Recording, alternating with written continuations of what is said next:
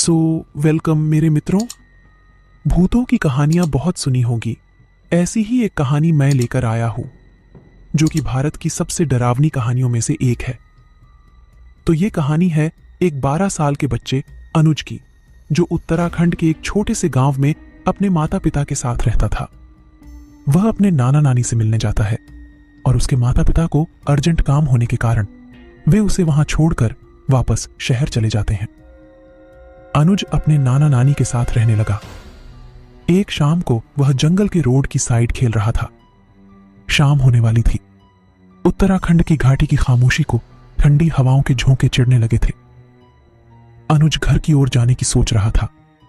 इतने में उसके पीछे वाली झाड़ियों में कुछ हलचल होने लगी, जिसने अनुज का ध्यान अपनी ओर खींचा, और वह बहुत ही डरावनी और मन को भयभीत करने वाली सी लग रही थी। और वह आवाज बढ़ती चली गई।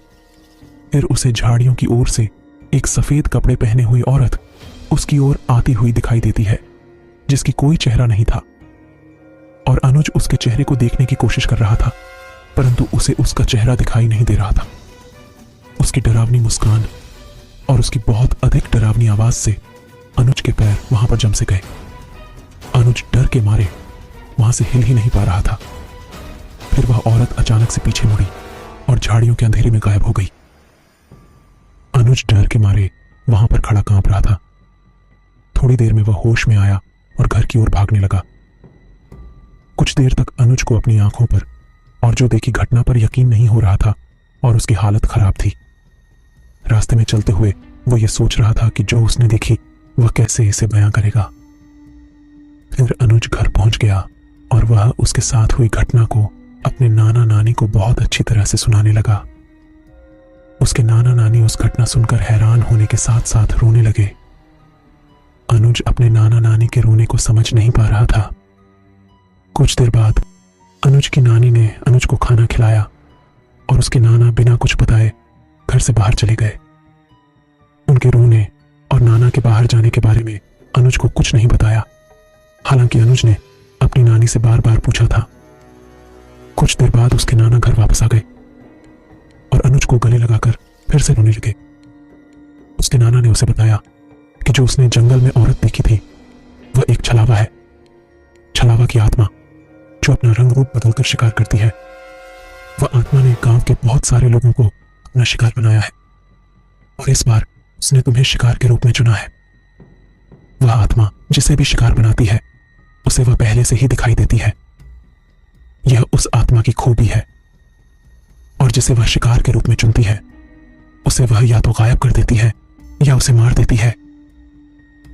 वह किसी बहाने से उस व्यक्ति को जंगल की ओर बुलाती है।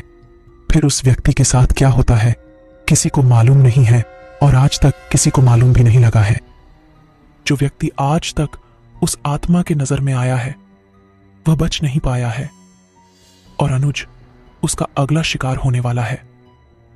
अनुज के नाना फूट फूट कर रोने लगे और वह अपने अंदर साहस पैदा करके अनुज को कहने लगे कि बेटा, तुम्हें डरने की कोई आवश्यकता नहीं है, क्योंकि मैं पास के एक तांत्रिक से लोबान लेकर आया हूं जो आपकी बुरे साए से रक्षा करेगा। और मैंने आपके मम्मी पापा को भी फोन कर दिया है, वह कल आ जाएंगे और तुम्हें यहां से ले जाएंगे। यह कहकर अनुज के नाना ने वह लोबान कमरे के कोने में जला दिया। लोबान जलाने के बाद अनुज के नाना ने कहा कि कमरे के अंदर जाने के बाद कुछ भी हो जाए पर दरवाजा नहीं खोलना है। यह कहकर नाना ने दरवाजा बंद कर दिया और फिर अनुज अंधेरे कमरे के कोने में बैठकर रोने लगा। वह कमरे में बैठा हुआ सोच रहा था और उसे अपने नाना नानी के रिएक्शन को देखकर कुछ समझ नहीं आ रहा था, और जो उस आत्मा का हुआ हादसा था वह उसके दिमाग से नहीं निकल पा रहा था। उसके कानों में वह खौफनाक आवाजें गूंज रही थीं और उसे बहुत ही डर लग रहा था। वह दिन होने का इंतजार कर रहा था। उसके ठीक 2 घंटे बाद दरवाजा खटखटाने की बाहर से आवाज आई। अनुज बेटा, अब तुम बाहर आ सकते हो। अनुज बेटा, अब खतरा टल गया है, तुम बाहर आ सकते हो। अनुज बात को ध्यान से सुनने के लिए दरवाजे के पास चला जाता है। फिर उसे नाना की बताई हुई बात याद आ जाती है कि कुछ भी हो जाए परंतु गेट नहीं खोलना है। इतने में ही उसके कमरे में से बहुत गंदी बदबू आने लगती है। फिर उसने अचानक से पीछे मुड़कर देखा तो वह बदबू उसी लोबान से आ रही थी। अनुज बहुत घबरा जाता है और फिर वही गेट के बाहर से आवाज आती है और वह इसी डर से वहां पर बेहोश होकर गिर जाता है। अगले दिन अनुज के माता पिता उसे वहां से ले जाते हैं और अनुज के नाना नानी फिर चैन से रह पाते हैं। उन्हें ऐसा लगता है कि वे अनुज को मौत के मुंह से बचा लाए हैं। अनुज के साथ घटी उस घटना के बाद लगभग 1 साल बीत जाता है। अब अनुज उस सदमे से बाहर निकल चुका है, लेकिन वह फिर कभी अपने नाना नानी के पास नहीं जाता। हालांकि उसका अपने नाना नानी से गहरा लगाव है, परंतु उसके घर वाले मानते हैं कि वह अभी तक पूरी तरह से ठीक नहीं है। इसलिए अनुज के पिता गांव जाकर वह लोबान लाते हैं जिसे उसके नाना अपने घर पर जलाया करते थे।